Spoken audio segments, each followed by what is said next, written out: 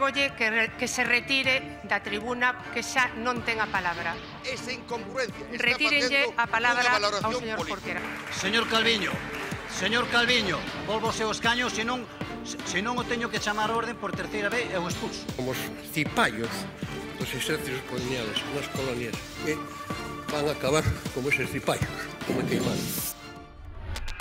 Bueno, pues ya lo están viendo, el Parlamento gallego iniciaba hoy mismo las sesiones de este nuevo año con el mismo tono bronco con el que concluía el pasado mes de julio. Hoy el motivo de la disputa tenía que ver con esa comisión de investigación en torno a lo que acontecía en el accidente de Angrois el pasado 24 de julio, comisión de investigación parlamentaria que el Bloque Nacionalista Galego y Alternativa Galega de Esquerdas pretendía que se constituyera en la Cámara Legislativa gallega, pretensión que fue abortada por el Partido Popular y por el Partido Socialista, que en este caso decidió abstenerse, encontrando, por cierto, puntos de encuentro con la formación conservadora que no encuentran en cualquier otro asunto.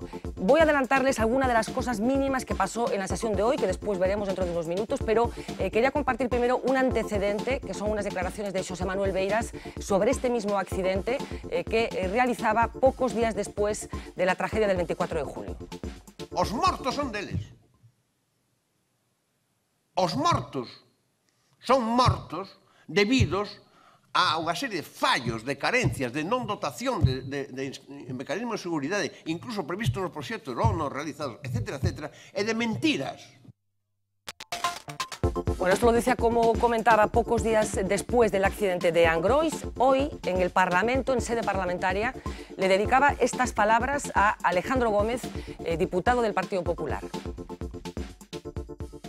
Francamente, perdeu a oportunidade de viaxar no convoi que se accidentou, que descarrilou en Angrois o 24 de xullo. Bueno, enseguida veremos cómo acaba esa frase de Xosé Manuel Beiras, porque lógicamente hay más argumentos. Adina Dumitru, muy buenas noches. Muy buenas noches. Primera impresión, ¿te sugiere algo esto? Muy brevemente, por favor. Bueno, lo que me sugiere es un deseo, ¿no? Me sugiere el deseo de ver un poco más de dialéctica fina en el Parlamento y debate serio y menos sensacionalismo. Manuel Lago, muy buena noite. Boa noite. Prefiro un Parlamento combativo con bronca que un Parlamento aburrido no que, como ocurre no Parlamento Español, no que a maioría do Partido Popular se convierte en un rodillo que impide o debate político. É certo que hai excesos, pero prefiro que o exceso veña pola parte do debate e non do rodillo parlamentario. José Carlos Arias, muy buenas noches. Buenas noches. ¿Alguna sugerencia de lo visto? No, simplemente a mí me gustaría más una posición más equilibrada. Yo creo que efectivamente el debate está bien, pero sobre todo en relación con determinados asuntos yo creo que todos los actores deberían de autocontrolarse un poco. Don Jorge González Gurriarán, buenas noches. Muy buenas noches. Pues a mí me parece, lo que me parece siempre que veo estas cosas, ¿no? Me parece poco serio. Y que además yo creo que los impuestos que me toca pagar no es para este tipo de parlamentarios. Yo desde luego creo que toda persona que abusa de su posición y utiliza desgracias para desgastar políticamente a alguien no merece mi respeto. Carlos Estevez Bengotti, muy buenas noches. Buenas noches. Bueno, yo no opino mucho de estas cosas, pero lo único que diría es que democracia y respeto tienen que ir absolutamente juntas siempre. Caso contrario, no es democracia.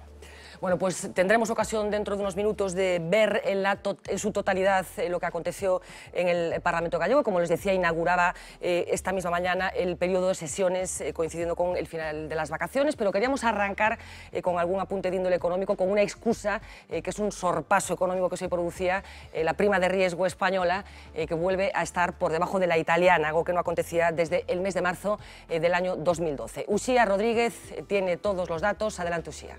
¿Qué tal? Buenas noches. Pues Fernanda, como decías, la prima de riesgo de la que tanto hablamos tiempo atrás ha vuelto a nuestras vidas, aunque esta vez lo ha hecho en forma de buena noticia, una noticia basada en un par de puntos de diferencia, pero muy significativos. Por primera vez en 18 meses el riesgo país de España está por debajo del de Italia. Desde marzo de 2012 nuestra prima de riesgo, el mejor termómetro de la confianza del mercado en las finanzas de un país, no había logrado ser mejor que la italiana. Esta mañana ha llegado a bajar hasta los 247 puntos básicos. Muy lejos quedan ya los 649 que marcó en julio del año pasado. Esta vuelta de tuerca tiene diferentes motivos económicos, pero también políticos. A estos últimos le pone cara a Silvio Berlusconi su ultimátum al gobierno italiano. El que fuera 3 veces primer ministro amenaza con retirar su apoyo al ejecutivo de Enrico Letta si no se le permite conservar su escaño de senador en peligro tras su condena por fraude fiscal. Los inversores temen que Berlusconi cumpla su amenaza y el gobierno vuelva a tambalearse. El terremoto político en Italia por un lado y los espaldarazos a la economía española por el otro. Ayer la OCDE, Funcas y Morgan Stanley mejoraron sus previsiones. Ven signos de que nuestro país esté en la vía de la recuperación. La Fundación de Cajas de Ahorro cree que la economía española crecerá el año que viene 3 décimas más de lo previsto. Este año además caerá 3 décimas menos de lo calculado inicialmente. Lo mismo opina Morgan Stanley y el PIB español ya ha tocado fondo y así se lo ha hecho llegar a miles de decenas de inversores. La OCDE se subió también al carro. En los últimos días, en las últimas semanas, aparecen informaciones, aparecen noticias que nos hacen ver que estamos ya en esa senda, en la que hay que seguir trabajando. España, y lo hemos visto hoy, ahí está nuestra prima de riesgo, ha dejado de ser un foco de desconfianza porque somos especialmente un foco de estabilidad. El gobierno hincha pecho y anuncia que ellos también mejorarán sus previsiones económicas. Tenemos una recuperación que todavía es incipiente, que todavía es frágil, que hay que fortalecer, pero que de algún modo van a llevar a que este año las variables desde el punto de vista del mercado laboral, fundamentalmente la tasa de paro, va a estar por debajo de lo que se había proyectado, lo que habíamos presentado a finales de abril de este año, nuestro programa de estabilidad, y también que las perspectivas de crecimiento para el año próximo, al igual que están indicando otros analistas privados, van a ser mejores de lo que habíamos proyectado también y lo que habíamos indicado inicialmente. El gobierno revisará sus previsiones a mejor. En su último cuadro macroeconómico presentado en abril preveía un crecimiento del PIB del 0,5% para el año que viene. Todo apunta a que será revisado al alza en algunas décimas. El paro lo hará a la baja. Y mientras el gobierno muestra el lado positivo de los datos, parece que el principal partido de la oposición no tiene muy claro qué postura adoptar. En tan solo unos días, el discurso de Rubalcaba ha cambiado radicalmente. Lo peor de la crisis ha pasado ya, o por decirlo de otra forma que creo que se entiende mucho mejor, nos permitiría decir que hemos dejado de caer. Si algo hay que hacer con nuestra oposición es recrudecerla, acentuarla, intensificarla, porque la gente está sufriendo cada día más las políticas del gobierno que están haciendo estragos. Haciendo estragos, dice Rubalcaba, refiriéndose sobre todo al elevado nivel de desempleo. Aquí todos coinciden en que, aunque la economía española crecerá más de lo previsto, no será suficiente como para generar puestos de trabajo. Volvemos a Morgan Stanley, que hablaba ayer también de la creación de 2 millones de empleos hasta el año 2020. No preocupa, dice, que el desempleo vaya a subir más, sino que no baje rápidamente. Y mientras la economía real no entiende de las mejoras de las previsiones, estos días hemos conocido también 2 datos de esa economía real que lo demuestran. Por un lado, los salarios. Los españoles que todavía tienen trabajo han visto cómo su remuneración ha caído un 3,5% de media desde 2008. La crisis ha castigado de lleno el bolsillo de los trabajadores. La remuneración media es ahora más de 1.000 euros inferior. Peor lo tienen sin duda los que están en paro y que además no tienen ninguna prestación. Entre los recortes y el aumento de los parados de larga duración, la llamada tasa de cobertura no para de caer y se sitúa ya en el 64%. 1.800.000 españoles en paro no tienen ningún tipo de ingreso. Hablaremos de macroeconomía y de economía real. Nuestras redes sociales, como siempre, esperan ya vuestros comentarios. Lucía, ya has dicho la palabra clave, economía. Así que esta noche, si queréis opinar y si lo hacéis a través de Twitter, solo tenéis que escribir @economiaviav. Esa es la etiqueta que hemos creado para esta noche, pero ya sabéis que si no tenéis cuenta en Twitter no pasa nada, lo podéis hacer vía Facebook, en nuestro usuario de Facebook, Programa Vía V, o mandándonos un email a viav@vtelevisión.es, vías de comunicación abiertas. Y volvemos a la mesa, Fernanda. Gracias, chicas. José Carlos, ¿hay motivos para empezar a estar un poco tranquilos? Hay motivos para pensar que esto se está estabilizando. Y esto ya por no abajo. Se está estabilizando a un nivel bajo, esta es la verdad. No es poca cosa, que no sigamos cayendo, ¿no? O sea, lo que está claro es que técnicamente salimos de la recesión, parece ya bastante claro, ya el conjunto de la eurozona, esto ya es un dato, ¿no? Nosotros debemos de estar en este momento saliendo de la recesión, lo cual significa que nuestro PIB no cae, pero las perspectivas de crecimiento, a pesar de que efectivamente tienden a mejorar en unas décimas, siguen siendo mediocres. Absolutamente mediocres, o sea, por mucho que se revisen al alza, ningún instituto ni el propio gobierno predice que el año que viene vaya a crecer más la economía española que un 1%, ¿no? El decrecimiento a lo largo del año 2013 va a ser todavía, el decrecimiento en términos anuales va a ser todavía muy fuerte, ¿no? De manera que yo creo que todo lo que sea datos positivos debemos de apuntarnos a ellos, ¿no? Pero un mensaje como el que se viene insistiendo desde el comienzo, un poco, de un modo, en mi opinión, un tanto sobreactuado, así como en el mes de abril, efectivamente lo decía el ministro de Guindos, el gobierno posiblemente sobreactuó en sentido contrario y dio un mensaje muy negativo, ¿no? De que para mejorarlo posteriormente. Probablemente lo que buscaba era eso, ¿no? Sin entrar en el juicio de intenciones, parece bastante razonable pensar que pudo haber sido por eso. Quizá también entonces, ahora, a comienzo de verano, presionado, digamos, por las circunstancias políticas tan complicadas en las que está viviendo el gobierno, quizá ha acelerado un mensaje, pero esto puede tener, entonces, si el mensaje positivo es bueno, porque tiende, eso pienso yo, tiende a favorecer mayor confianza, por tanto anima al consumo y se convierte en sí mismo en un factor... Esa parte psicológica yo creo que es positiva, pero sobreactuar puede traer como consecuencia, porque datos negativos nos vamos a encontrar a lo largo de este año, por ejemplo, en términos de desempleo, nos los vamos a encontrar en el mes de, no sé si en octubre o en noviembre. Entonces, la decepción puede comportar un coste importante también, en mi opinión, en términos de manera que yo creo que este juego de la credibilidad y la confianza es muy importante en economía, pero hay que saber jugarlo. Si se actúa a machamartillo, si se sobreactúa primero por un lado y luego por el otro, las consecuencias pueden ser negativas. Hay que tener clara la táctica y la estrategia de lo que se quiere hacer, ¿no? Exacto. Carlos. Bueno, si la pregunta es si la situación se está estabilizando, yo creo que sí.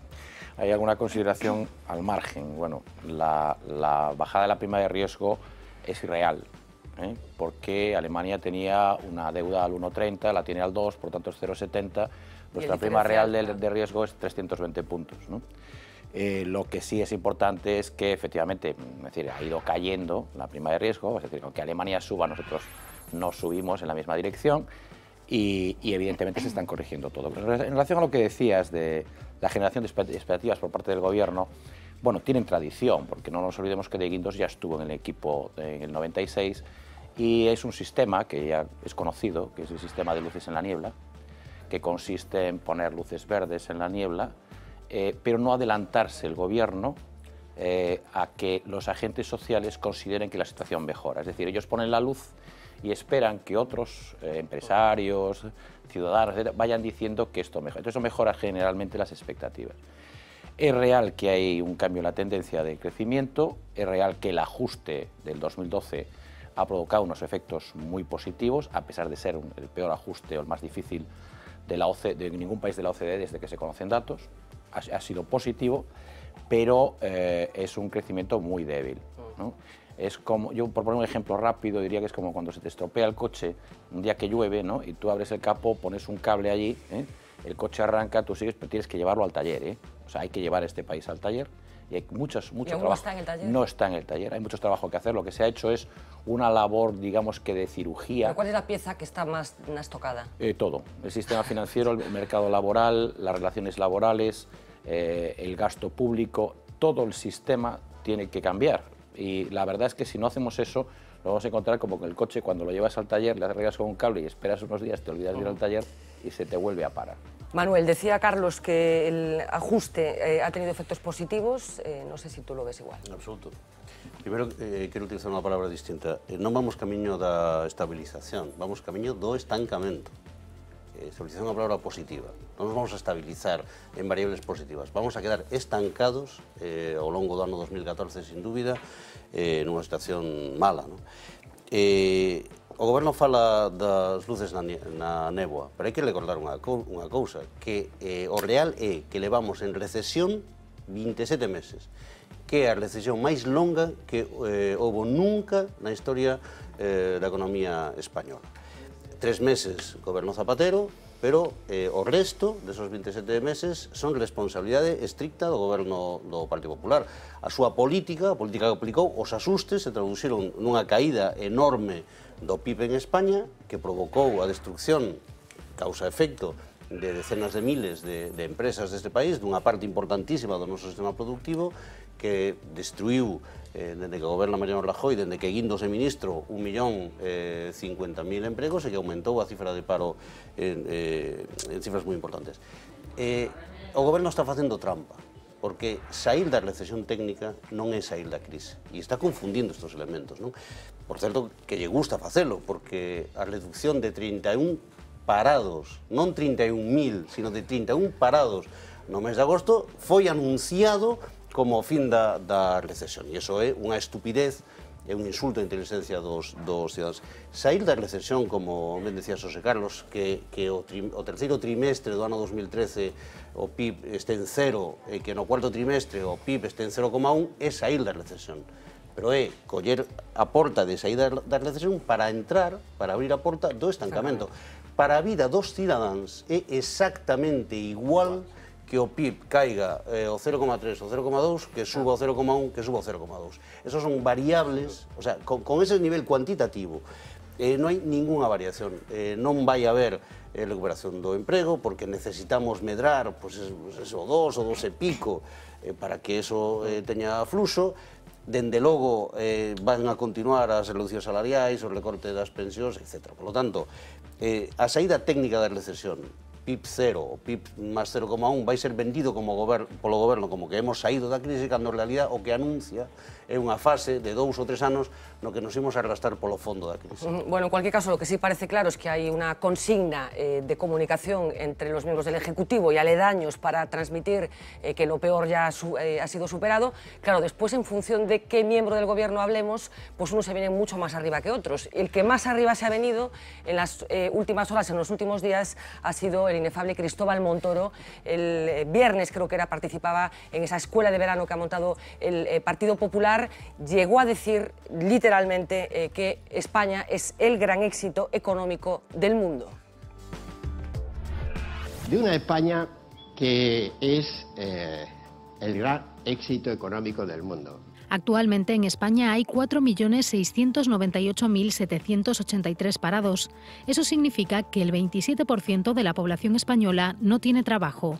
5 de cada 10 jóvenes están desempleados o nunca han trabajado. De una España que es el gran éxito económico del mundo. Actualmente, más de 200 españoles emigran al día en busca de trabajo. Solo entre el 2011 y el 2012, casi 1 millón de personas dejaron España. De una España que es el gran éxito económico del mundo. La deuda pública española alcanzó este mes por primera vez en 100 años el 90% del PIB. En el 2007 se situaba en el 36%. El gran éxito económico del mundo. 1 de cada 5 españoles vive por debajo del umbral de la pobreza. 1/3 de los hogares tiene dificultades para llegar a fin de mes. El gran éxito económico del mundo. Bueno, la verdad es que podíamos continuar estableciendo comparaciones entre la frase del señor Montoro, que aquí había alguna teoría que no voy a compartir con la audiencia de por qué Montoro dice estas cosas, y la situación real de España. Don Jorge, ¿cómo lo ve usted? Yo creo que el señor Montoro debió de tener un golpe de calor. Pero los tiene con cierta frecuencia. No, tiene golpes de otra cosa, ¿Sí? No exactamente de calor. Yo creo que porque tamaña barbaridad no pega en nadie, y menos en un ministro que además es catedrático de Economía Aplicada y que además está lejísimos de la realidad. Quiero decir, los temas que dependen de él son Hacienda y Administraciones Públicas. Bueno, ha subido los impuestos como nunca en la historia, no ha logrado un incremento claro de la recaudación, por lo tanto no ha habido una persecución del fraude fiscal. Que es tu gran obsesión. No, su gran obsesión... No, la tuya, digo. La mía la es mi gran obsesión, tuya. sobre todo con una persona que ha propiciado una amnistía fiscal que ha sido un rotundo fracaso, ¿no? Y a mí, mientras los políticos, me refiero a políticos parlamentarios, sigan pagando a Hacienda solo el 40%, perdón, solo con relación al 40% de su retribución, yo no les creo en el tema fiscal. Segundo, falta la parte más importante de la reforma, que es la reforma de las administraciones públicas, tema que lo está soslayando y él es ministro de ese tema, ¿no? Tema de reducción de municipios, tema de diputaciones, tema parlamentos, toda esa historia. El tema de financiación de las autonomías, el reparto del déficit ha sido un tema asimétrico, rotundamente un fracaso, ¿eh? Y la verdad es que en este contexto, atreverse a decir eso, solamente se justifica con un golpe de calor. Adina. Bueno, yo creo que en primer lugar hay que decir lo que significa la prima de riesgo y la estabilidad que genera, ¿no? Estamos hablando de más confianza en las finanzas públicas de un país, ¿no? De toda la economía, son dos cosas distintas. Estamos hablando de que ahora nos podemos financiar, es decir, podemos tomar prestado dinero para financiar nuestra deuda a menos interés, ¿no? Eso significa a largo plazo pagar menos, lo que obviamente es bueno para la política de cualquier país, ¿no? Entonces ese es un buen indicador, pero solo significa eso, que hemos hecho los ajustes que han llevado a que básicamente se considere que no tenemos que el Estado no vaya a quebrar, ¿no? Que no va a quebrar y entonces vamos a poder pagar las deudas que tenemos. Decir que esto significa que el gobierno está percibido como el foco de estabilidad, como estaba diciendo Soraya Sáenz de Santa María, es demasiado, ¿no? Porque de lo que estamos hablando es de que con esta experiencia que se ha tenido con la crisis, hemos visto que la Unión Europea, una vez superado el primer debacle, ¿no? Que no sabía lo que hacía, ni sabía exactamente lo que pasaba, ni siquiera Angela Merkel parecía saberlo, ¿no? En la primera fase, ahora lo que hemos visto es que la Unión Europea, debido a que entiende que hay una dependencia mutua entre las economías grandes de la Unión Europea, no va a dejar que esto caiga, ¿no? Y que el gobierno simplemente respeta unos preceptos que tenga que respetar. Si no, podemos mirar el caso italiano, ¿no? Estábamos comparando esto con el caso italiano. Italia no lleva en una situación de inestabilidad unos meses. Italia lleva en una debacle política importante desde hace bastante tiempo y aún así su prima de riesgo no ha estado nunca en estos niveles. ¿Por qué? Porque es una economía muy grande que tiene muchas relaciones mutuas de dependencia mutua con las otras economías europeas y estaba claro que esa economía no se iba a dejar caer, no iba a quebrar, no iba a poder quebrar. Entonces yo creo que eso es lo primero que hay que decir. Segundo, lo que no se dice en estos indicadores de crecimiento muy leve o de estancamiento, como estaba diciendo Manolo, es el hecho de que una parte importante de ese crecimiento viene de la internacionalización. Es decir, esto significa que los puestos de trabajo no se van a crear dentro del mercado común, no se van a crear dentro de España. Y que el consumo interno, debido a que los sueldos han bajado y debido a que no hay una política o un plan de futuro que signifique que estos sueldos vayan a incrementar o vayan a volver a unos índices más razonables dentro de los próximos años, lo que estamos considerando es que el consumo interno va a estar todavía bajo y eso significa más internacionalización todavía, ¿no? Manuel, quería dar dos datos para centrar o asunto. O Goberno di que a caída da primeira risco española é a demostración da eficacia da súa política e da confianza dos mercados financieros en España. Bueno, cando Rajoy chegou ao goberno, o 2 de xaneiro do ano 2012, a primeira risco estaba en 323 puntos. Chegou con el, de presidente, a 650. E agora está outra vez en 250. Baixou, polo tanto, el asubiu o máximo e agora baixou 400 puntos. Nese tempo, canto baixou, non che vou preguntar, canto baixou a prima de risco portuguesa? Por poñer un exemplo, 508 puntos. E canto baixou a prima de risco griega? 1.800 puntos. E a prima de risco italiana, que nunca chegou a estar tan alta, porque chegou a 520, cando nós estamos en 150, polo que decía Adina, agora están 250 igual que a española. Quero decir que calquer gobernante de Portugal, de Italia, de Grecia, de España, que diga que a baixada da súa prima de risco se debe a políticas internas nacionais e a estabilización da economía do seu país, pois está facendo demagoxia.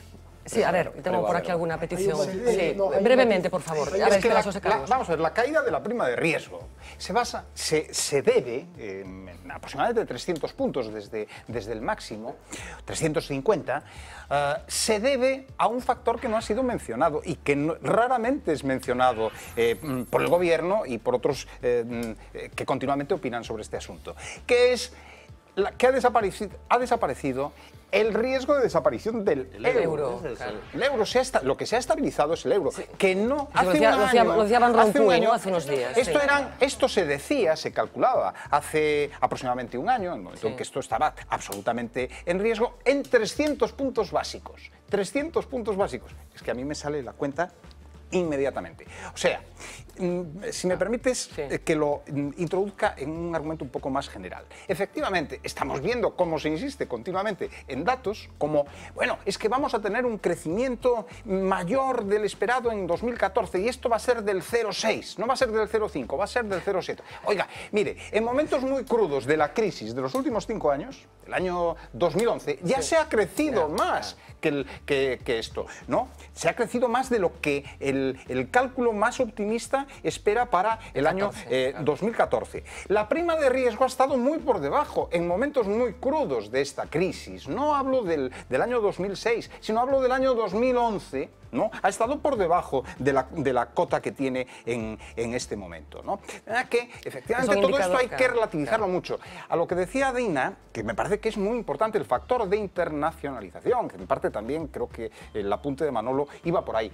Buena parte de las cosas que están pasando, que pasaban antes para mal y que ahora parece que en algunos puntos para bien, esto se debe no a lo que han hecho ni un gobierno ni otro. Se debe a factores de internacionalización, a cosas que... Siento totalmente lo que estoy termino. Sí. Y si esto es así, si efectivamente esto fuera cierto, entonces habría que decir que efectivamente los elementos positivos que han ocurrido, por ejemplo, el hecho de que el conjunto de la Unión Europea, a donde nosotros exportamos mucho, ¿no?, haya crecido, esto favorece el crecimiento de la economía española, ¿no? Hay elementos externos que apuntan en sentido positivo, pero también hay riesgos que nosotros no controlamos. O sea, que si pones a un niño de 3 años en el gobierno, ¿el resultado sería el mismo? No exactamente el mismo, sería muchísimo mejor. Mira, vamos a ver, yo disiento bastante de lo que se está diciendo. Vamos a ver, en primer lugar, el factor más importante de la crisis del euro a lo largo de toda esta crisis ha sido el descontrol en las cuentas públicas españolas. Y para confirmarlo, pues sencillamente el último informe del 27 de julio del Fondo Monetario Internacional que así lo explica. Por lo tanto, el control del gasto público en España es un factor clave de estabilidad en el euro, clave de estabilidad en la economía mundial, precisamente por lo que decía ella, el grado de interdependencia que tiene nuestra economía con otras, pero no de lado hacia allá, sino de nosotros hacia aquí, que están invertidos, ¿no? Una cuestión que comentaba Manuel, que no estoy tampoco en absoluto de acuerdo, es cuando hablas de la diferencia entre recesión y crisis económica, ¿no? Vamos a ver, nosotros efectivamente podemos salir de la recesión técnicamente, pero la crisis económica que vivimos creo que se puede calificar, sin género de dudas, de una depresión económica superior a la que vivieron los Estados Unidos en su crisis. Y si quieres vemos los datos del PIB de Estados Unidos de 1929 en adelante. Por lo tanto, la crisis económica, depresión que estamos viviendo lleva 72 meses. Sí, ¿correcto? Totalmente de acuerdo. No lleva 27. Por lo tanto, hay quien es más responsable que otro. Cuando me señalabas, como cuando decías, el gobierno, yo no tengo nada que ver con el gobierno, pero procuro darle la razón a quien la tiene y quitársela a quien no la tiene. Bien, dicho esto, espera, el problema de la prima de riesgo y los picos de la prima de riesgo tienen que ver con eventos determinados. Es decir, el evento del año pasado es en el momento en el que el mercado común ordena provisionar a todos los bancos españoles todos sus créditos inmobiliarios fallidos en el mes de marzo y la prima de riesgo se va a la luna porque directamente el país se pone al borde de la quiebra, como ya había estado al borde de la quiebra en 2010 y en 2011. Entonces, hay una gestión, es innegable desde mi punto de vista, hay una gestión económica, no voy a decir buena, mejor que la que hubo. Para mí es clarísimo. No estamos en una salida de la crisis que vamos a todos a bailar, ni de broma, y nos esperan como 4 o 5 años, desde mi punto de vista, de un crecimiento bajo, tipo Alemania, después de la fusión de las dos Alemanias, un crecimiento lento y bajo, con una baja generación de empleo. Y con consecuencias en la vida de las personas también. con consecuencias en la vida de las personas y con adaptación a esto. Bueno, dejadme que hablemos de cosas concretas que tienen que ver con la crisis y con el funcionamiento de algunas grandes compañías de las que llevamos hablando los últimos días. El foco está colocado en estas horas, una vez más, sobre Pescanova. Saben que el próximo jueves va a tener lugar una junta de accionistas y un consejo de administración que promete, y hay noticias ya que tienen que ver con lo que ha acontecido en las últimas horas, incluido el papel que va a jugar Manuel Fernández de Sousa Faro. Este jueves, Pescanova afronta otra cita decisiva, una junta extraordinaria de accionistas en la que deberá elegirse el nuevo Consejo de Administración, un consejo en el que por primera vez en 38 años no estará Manuel Fernández de Sousa. El expresidente de la Pesquera ha confirmado en una carta a los accionistas que no se presentará a la reelección ni tampoco optará a ser consejero, y recomienda a quienes le acompañaron en esa mesa que hagan lo mismo. Con Sousa fuera de la carrera, todo apunta a una lucha a dos bandas entre la propuesta liderada por el Grupo Damm y la de los pequeños accionistas agrupados en Pescanem. La opción de la cervecera, que suma el apoyo de otros socios como Iberfomento y el Fondo Luxempart, propone reducir a 7 el número de consejeros. Su candidato a presidir el grupo es Juan Manuel Urgoiti. Actual consejero independiente de Inditex, cuenta con una dilatada trayectoria que incluye la presidencia del Banco Gallego y la máxima responsabilidad ejecutiva en el Banco Bilbao Vizcaya. Su propuesta también sienta en el Consejo a José Carceller, François Tesch y José Antonio Pérez Nievas, imputado en la causa judicial. Los pequeños accionistas, unidos al fondo norteamericano Cartesian, proponen, sin embargo, la renovación total del Consejo. Su candidatura postula a 15 independientes, entre los que destacan 3 presidenciables: Álvaro Rodríguez Bereijo, expresidente del Tribunal Constitucional, Baldomero Falcones, expresidente de FCC, y el exministro de Adolfo Suárez, José Manuel Otero Novas. No incluye, sin embargo, a la exministra socialista Elena Espinosa, que habría rechazado entrar en el Consejo y que sonaba como candidata a presidir la Pesquera. Se baraja que Sousa, que posee todavía el 7,5% del capital de Pescanova, podría apoyar la propuesta de Pescanem. La reunión del jueves se prevé tan movida que hoy mismo Deloitte convocó a los principales socios de la Pesquera a una reunión preparatoria. Bueno, hablábamos de esa carta que ha remitido Manuel Fernández, una carta en la que dice determinadas cosas. En las últimas horas, como comentamos en el vídeo, ha comunicado su disposición de no formar parte de ese Consejo de Administración, y en esa carta dice cosas como esta. En acto de consecuencia, decidí presentar mi dimisión irrevocable como presidente del Consejo de Administración. Esta decisión va inexorablemente asociada a la de no presentarme a la reelección como presidente, y a pesar de los apoyos recibidos, que agradezco, tampoco me presentaré para ser elegido ni siquiera como consejero. Después de 38 años en la gestión de Pescanova y habiendo ejercido el puesto de presidente ejecutivo durante la mayor parte de ellos, debo asumir con gran pesadumbre y en primera persona la situación en que hoy se encuentra Pescanova. Debo en este momento pedir disculpas por todo aquello en lo que mi gestión ha sido errada e inadecuada. No importa que haya habido aciertos en estos 38 años cuando el final no ha sido el que debiera ser. No hay campo para las justificaciones, sino tan solo para las disculpas. Considero que en la consecuencia de actos el resto de los miembros del Consejo de Administración saliente debiera adoptar una actitud responsable y renunciar a volver a presentarse como candidatos a ser nuevamente elegidos. Todos, en mayor o menor medida, hemos cometido errores y la asunción humilde de los mismos es un acto de respeto y coherencia con todos los accionistas de Pescanova. Siempre estaré a disposición del Consejo de Administración entrante, en la medida en que pueda ser de utilidad, no solo porque es mi deber, sino porque Pescanova ha sido a lo que he dedicado mi vida y mi ilusión empresarial. Bueno, oficialmente Manuel Fernández que desaparece del entorno de Pescanova, aunque por supuesto su peripecia judicial no ha hecho más que empezar. No ha sido la única persona que ha comunicado este tipo de cosas en las últimas horas, porque también José Antonio Pérez Nievas, imputado también en el caso Pescanova, ha presentado su dimisión en el Consejo de Administración. Recordar que Pérez Nievas representaba en el Consejo a Iberfomento, en donde será sustituido por Fernando Erce Meléndez, según una comunicación remitida esta tarde a la Comisión Nacional del Mercado de Valores. Don Jorge, ¿qué va a pasar con Pescanova? Bueno, lo primero es que en mi opinión de esta carta me parece una carta que está bien, ¿no? Yo creo que es tardía, muy tardía, o sea, llega muy tarde. Y cuando Manolo Fernández está, pues, literalmente contra las cuerdas, por muchos detalles, y yo creo que no ha sido leal con su consejo y ha sido personalista en los últimos 2 años y en consecuencia me parece... años, los últimos 2 años solo. Sobre todo en los últimos 2 años, porque ha sido donde la política de inversiones se disparó de una manera tremenda. Yo diría que 2 años fatales, pero 5 o 6 años de inversiones han sido malos, ¿no? De todas maneras, ¿por dónde pasa Pescanova? Hombre, desde luego no es fácil que todo el consejo anterior realmente está demandado por los accionistas minoritarios. El despacho Vivanco de Madrid, que fue el primero que presentó una demanda y ahora todas las demandas tienen que pasar por él, va contra todo el consejo y contra la propia empresa. De hecho, sí, hay parte de la fianza a la empresa. Se pide una sí. fianza a la empresa, aunque tenga personal jurídica, ¿no? Y en ese sentido, ¿qué va a pasar? Desde luego, yo le veo más posibilidades a Adam en este momento, pero no creo... Pero la desaparición no la contemplas. No, vamos a ver. Yo creo que Pescanova ha habido muchos errores internos, pero también ha habido muchos errores externos. Es decir, yo no entiendo la actuación de los bancos ni la actuación de la Comisión Nacional del Mercado de Valores, ¿no? No la entiendo. Y la de los bancos tampoco, porque no pueden decir que no estaban en absoluto informados. No, no es posible.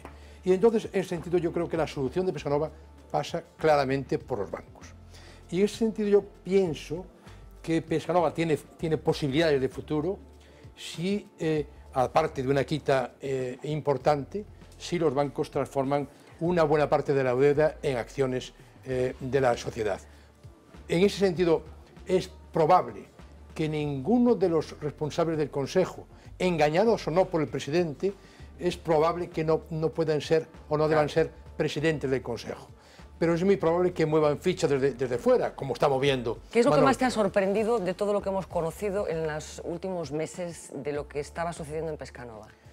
Pues que hay personas que todos conocemos, que después de una trayectoria, pues, en fin, yo creo que valorable, el hecho, por ejemplo, de vender acciones propias en bolsa antes de la debacle, a mí me parece una cosa de una deslealtad impresentable. A mí ha sido el tema que quizás me ha impactado más.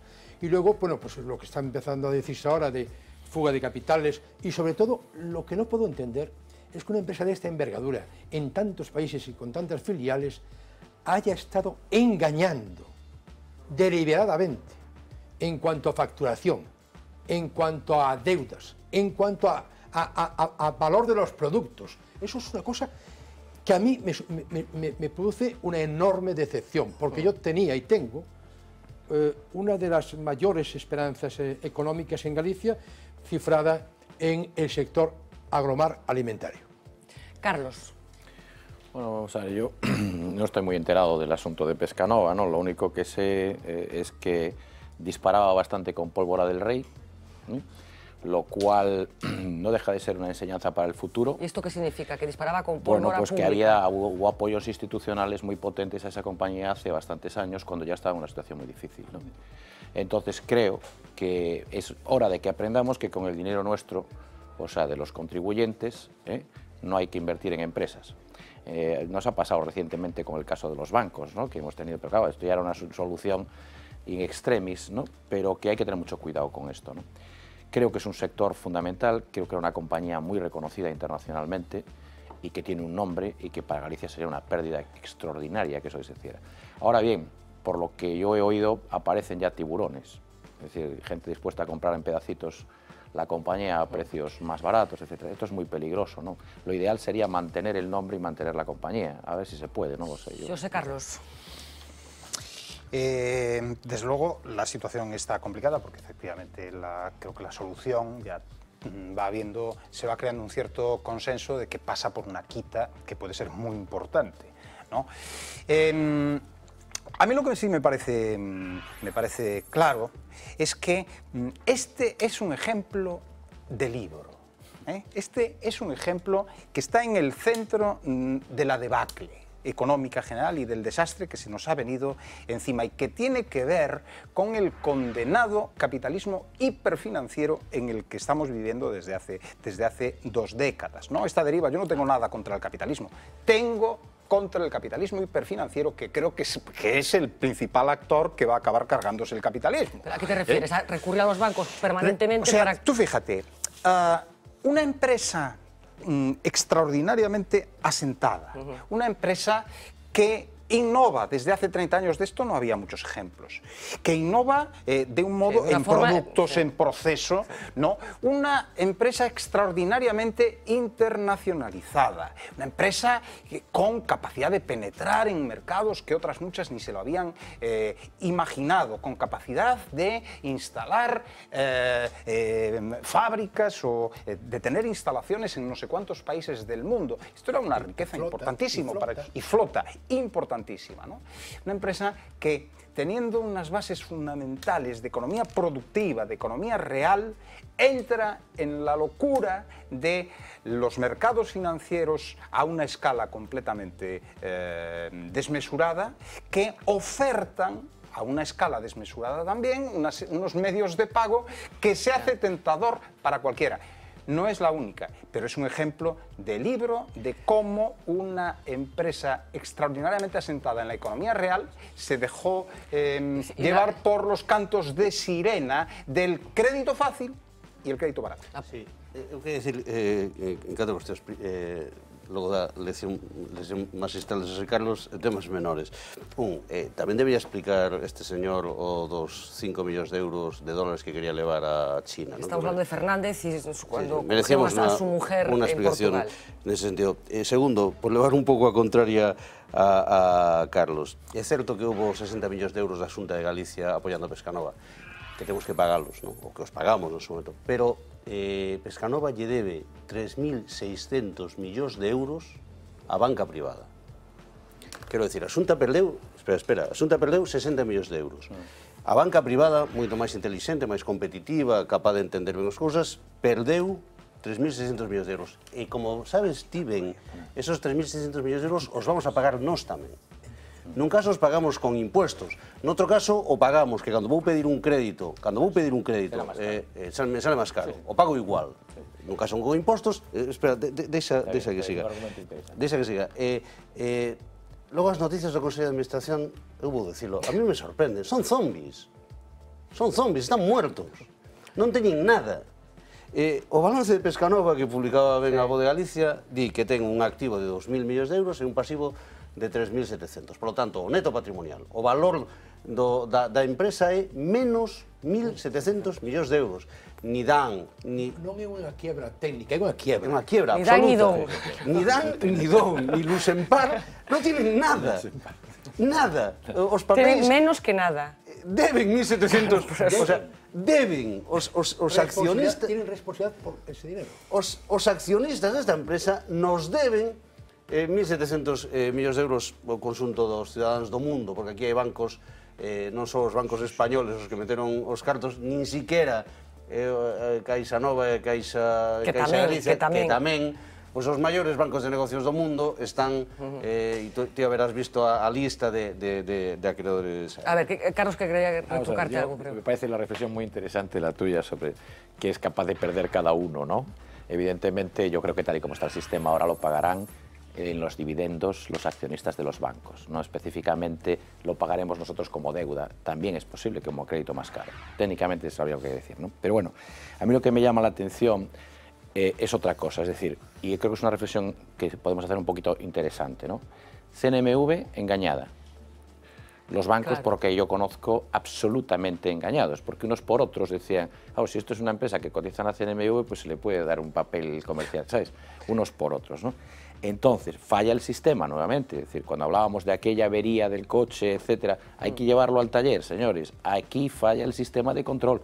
Porque claro, si una compañía que cotiza... Pero falló hasta ayer, perdona, porque esa venta de acciones de la que hablaba Jorge fue ayer evidentemente, y en la que se puede mentir olímpicamente durante años, como ha sucedido en este caso, en la contabilidad, etcétera, pues falla el sistema. Falla el sistema de auditoría, falla el sistema de CNMV, falla el sistema... ¿A qué se dedica la CNMV? Porque vaya... Bueno, es muy fuerte lo que podríamos decir, ¿no? Pero han pasado... ¿A qué se dedica de verdad? ¿A qué se dedica de verdad?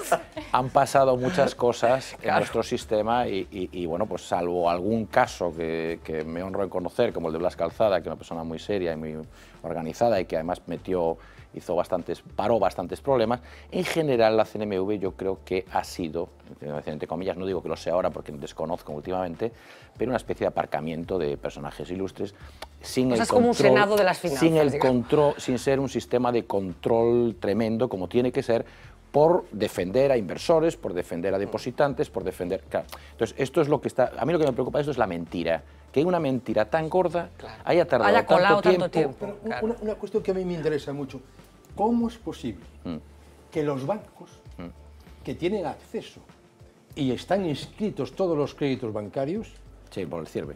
No, me refiero a hace 2 años ya, no consultasen esa relación, porque no, o sea, yo lo que no puedo entender es que los bancos hay un se atrevan en la cotización que es tremendo, porque una empresa cotizada ya directamente aceptas toda su cotizada y el que compró está cotizada. Claro, y sin embargo hay una falta de control, probablemente por ese tramo de CNMV, muy superior control sobre las empresas cotizadas y sus contabilidades. Son enormes, son inmensas, son mucho más difíciles de controlar. Es decir, los números ahí... Pero podríamos hablar también de las auditorías. En relación con lo que decías del aparcadero, yo creo que en este momento la Comisión Nacional del Mercado de Valores es casi más aparcadero que nunca. La presidenta es la señora Elvira González, Elvira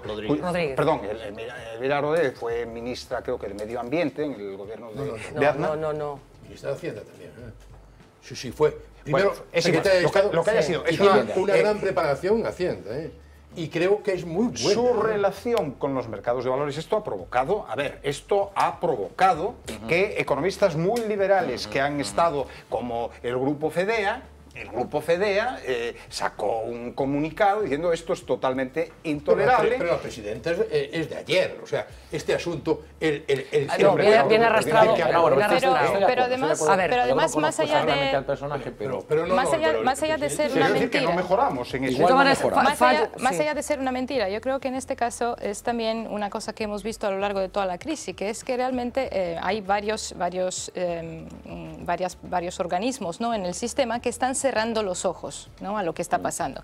Es un sistema de confianza ciego, ¿no? Es decir, yo no creo que en el fondo sea una confianza ciega, pero hay un sistema que perpetúa que cierres los ojos a la vista de las ganancias a corto plazo. Y esto tiene que ver con lo que estaba diciendo Carlos, con